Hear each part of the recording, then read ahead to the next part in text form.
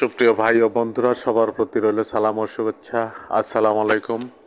সাদাতপুর উপজেলার ঘোরশাল গ্রাম, সাহিত্যিক বরকতুল্লাহর জন্ম এই গ্রামেই।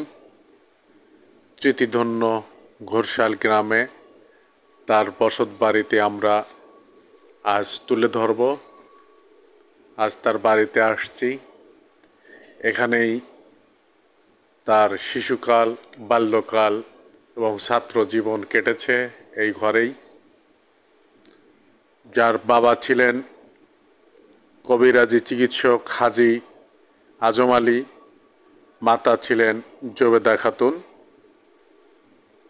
তিনি এখান থেকেই লেখাপড়া করেছেন।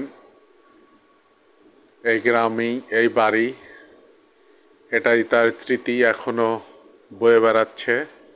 তার নামে এখন ডিগ্রি কলেজও আছে ঘোরশাল। ধন্যবাদ সবাইকে।